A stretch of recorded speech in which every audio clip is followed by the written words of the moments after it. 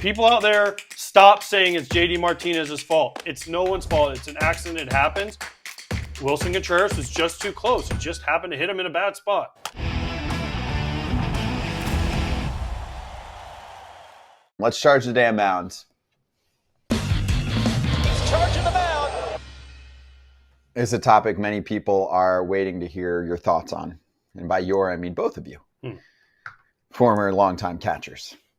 Willson Contreras of the St. Louis Cardinals, probably their best hitter this year, has a left arm fracture. He's expected to miss 6 to 8 weeks. He was in a lot of pain. He had the leg shake going. You know when you hurt so bad the leg starts shaking? Yep. It looked like it hurt a lot. Really bad. It's, you know how we see the catcher interference calls pretty frequently these days and it hits the glove? This was like close to his bicep. I mean, it was deep into the forearm. Dude. Smashed by JD Martinez, who obviously said he felt terrible and he said he felt meat and knew it was going to be a big problem. And Contreras said that he felt numb. But there was controversy stirring on both sides from yesterday's game. Yeah, some fans blaming JD, some fans blaming Cardinals coaching staff. I know, shake your head. Some people were blaming the umpire. Some blaming the umpire. Wait, let's see the footage first. That was a good one. Yeah. People are fools, man. Here it is. Swing and a miss. That got a piece of Contreras on the big backswing. And oh boy, you worry about the left elbow and the left hand. Where did this clip him? One here, the backswing catches him right in the wrist, upper forearm area there. Oh, man. Shattered. You want to go, Kratz, before I go, or what do you? I actually was hoping my buddy was going to get back to me. Donnie Sands, remember that name? Yeah. He's the only other guy I've seen video of this happen to. I was hoping he would send me the video, and it was a bad swing. JD's swing was not a bad swing. To get hit in the forearm, I can't imagine the start of your swing. Yes, it hurts, and it can cut you with your backswing and your follow through, but this I cannot imagine. And this picture, whether it's from like a kooky angle or not, he's too close. First of all, here's my problem I have with, and this is on our Twitter staff. This is where JD Martinez was standing. JD Martinez was in the batter's box. It should say, this is where Willson Contreras set up, and he's way too fucking close. Like, if you, Kratz, it used to be, I know they moved you up now, but I used to take, if you could take your hand out either way and touch the other guy's back knee, that's where you were supposed to be. Yep. Because if you could take your glove and touch his back knee, then that means you were in the right spot, because you're going to go forward to catch the ball, but the hitter also goes forward, right? When they swing, usually a lot of them, they go forward. And when they swing, everybody goes forward when they swing. Nobody swings unless you're Jacoby Ellsbury, who sometimes, I swear, tried to get catcher's interference on purpose. It'd be like 2 strikes, and he'd be like, because we'd go into a series, be like, oh, yeah, you'd be like, all right, we're playing Jacoby Ellsbury, and catcher's interference is a real possibility, guys. So back the fuck up, right? Yep. But I don't know. For me, this is it sucks. First of all, let me say this: it sucks for Willson Contreras. It sucks for the Cardinals. The biggest thing is it's not JD Martinez's fault. It's not the umpire's fault. JD was in the box, okay? Willson Contreras was too close. Now, I know that, listen, Kratz, you can speak on this more than I can. That MLB teams are pushing their catcher up. Get closer, get closer, get closer. And this was bound to happen. Is it worth losing your starting catcher for 6 to 8 weeks and arguably the Cardinals' best player for him to steal 1 strike or 2? That's my question. No. But they don't see it this way. They don't see, the people who push it don't see the repercussions. They do now. But they also don't see the catcher's interference issues. And they don't feel like the past balls of all this ripping balls through the strike zone. There's ways to teach receiving that do not put you in a situation where you're going to get whacked in the forearm. Do we see this every day? No, we don't see this every day. Are catcher's interferences up significantly? Yes. Because in my opinion, the people who are teaching it are not teaching it correctly. They're teaching it the way they see it from a biometric standpoint. It takes a picture, that Hawkeye system, that's like 12 or 16 cameras, take a picture of where you are when the pitch is thrown, and guys who are like 0.5 inches back from home plate or 0.5 inches closer to home plate get X amount more strikes because the ball has less time to drop as it's coming to home plate. So they're telling everybody to move up because the stats say the pitch in the bottom half of the strike zone, there's 52% of the pitches are in the bottom half of the strike zone. So my argument to it is yes, but there's also 48% in the top half. They're all trying to go after the bottom half, and yet a lot of pitchers in baseball are throwing balls at the top of the zone. So what if you control the top of the zone? Well, that's a completely different mechanic that you actually have to teach timing and significant technique that it takes experience. And I don't know that guys technically teach that. So they just teach, get below everything, rip it up. If you get a catcher's interference, it happens. Yeah, but here's the thing. You still have to go off where the hitter sets up because not every hitter stands in the same spot. So as a catcher, you have to look and say, oh, man, this dude moved way up in the box. I got to go with them, right? Or this guy, JD, has always been known to stand way back. Like he stands way in the back. I got to back up with him. Yeah, I'm going to be a little bit farther back on the plate, but I can't also get my arm broken, right? So that to me is where it's being taught wrong. You still have to – I get you might want to be a couple inches closer or whatever the thing is, but look at the numbers. I mean, the numbers are crazy how many catcher's interferences there are. I can only remember off the top of my head having one in my career. And it didn't even get called, actually. It was in the playoffs in 2005 against the Angels. Steve Finley hit into a double play, and he actually hit my glove, and it was so loud they didn't even call it. And the umpire was like, "Did he hit your glove?" And I was like, "What are you talking about?" Because he didn't run. He took 2 steps. He's like jumping up and down, yelling, and we turned an easy double play in Anaheim, but it was so loud, the umpire didn't know. Yeah, did he hit me? Yeah, boom. But I wasn't going to – I'm like, it's a double play. See ya, boys. But that's the only one I can even closely remember. Maybe in the minor leagues I got one here or there, but I was always aware of dudes that were like 2 strikes, boom, drop it back like I said about Jacoby Ellsbury. There was a couple of them that were known like to try to catch it like really late, right? So you just back up a little bit. Marcell Ozuna. He hits you with his backswing. No, backswing's different. See, backswing to me is completely different. That's controllable. I'm sorry, as a hitter. Because I know for a fact one time when I got away from the White Sox and I was with the Rangers, we played Alexi Ramirez in spring training and he hit me. And I told him, I said, listen, if you hit me again, I'm going to take your bat and I'm going to snap it over my knee. You're going to go get a new one. If you hit me after that, I'm going to break every bat. And he never hit me again. He stopped. He cut it off. Because it happens on accident, though. All the time, though? He would hit everybody. He hit dudes left and right all the time.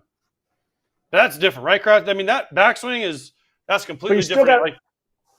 You still got to know those guys. You still have to know those guys to the point where Javi Baez, I think I told this story on the show before. Javi Baez one time 3-0, he looks back at me, he goes, hey, back up a little bit. I'm going to swing really hard here. And I was like, okay. Pretty sure you're getting a slider anyway, and he absolutely unloaded on a swing, and his backswing came around, and he didn't hit me. You know the guys. You know the guys Jacoby Ellsbury has the record for most catcher's interferences. I was at the game. Jason Castro was catching. Brett Gardner was like, he goes, hey, do you think we can get Castro's mitt? And we can put it in the Hall of Fame since that's the record, since you beat Pete Rose.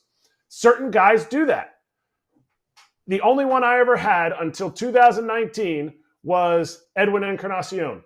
Every single time Edwin Encarnacion came up to the plate, I knew it. For some reason, Eddie's swing, he just always felt really close to me. And he was the only guy I'd ever had until I had gotten one in 2019 when I was not catching the low strike and the guys on our staff were throwing balls in the bottom of the zone, a big curveball that I wasn't getting. I'm trying to remember what his name was. Pomerantz. Drew Pomerantz was throwing curveballs, and I wasn't getting it. So I was like, okay, I'm going to move up, and I'm going to try to move up. Boom. Catching Bumgarner the next day. Nick Senzel caught me. Ground ball double play, just so he ticked my mitt. catcher's interference. So that was my second one ever in my career. You know, one time, actually, I take it back. I did get called for another one. And I don't know how this was catcher's interference. Pitch out. Placido Polanco was hitting. Throws his bat at the pitch out. It hits me. Boom. Catcher's interference. In the body? It hit you in the body? Hit me in like the ribs. I went to catch the ball. All of a sudden, I feel a bat go BAM! And I throw it to second, whatever. And the umpire's like, catcher's interference. I'm like, wait, what? It was a pitch out. He's like, I need to see video of that. That is amazing. You have to find. Someone has to have. Yeah, it was when he was on Detroit. I'll never forget. Stepped out, pitch out, bammo. Oof. Ultimately, this all comes down to receiving. The receiving numbers have been blown up to be a value that can be a value without giving up so many pass balls, without all these catchers' interferences. Receiving values, if taught correctly, can be so huge. But just because a guy cannot throw, cannot block, and then they're going to say, well, he's down on one knee, he's closer to being able to block it. If it's a pitch that's out of the zone anyway, the guy can't get, we're getting into a deeper argument. Receiving values are huge.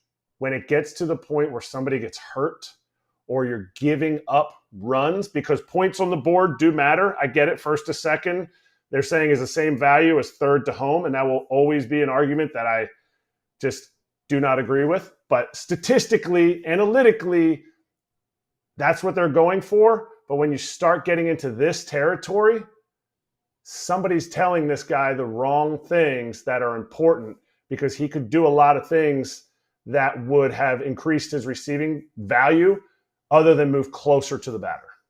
Mm-hmm. Show the Todd Father tweet. Unfortunate. Never want to see anyone get hurt. JD was within the rules of where he can be in the batter's box.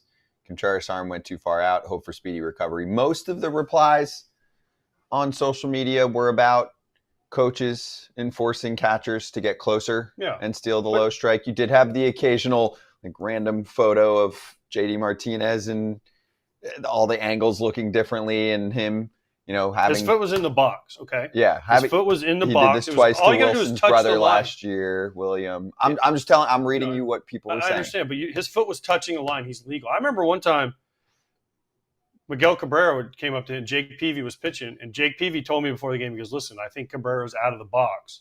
Can you tell the umpire? So he comes up and the line, and he moves back.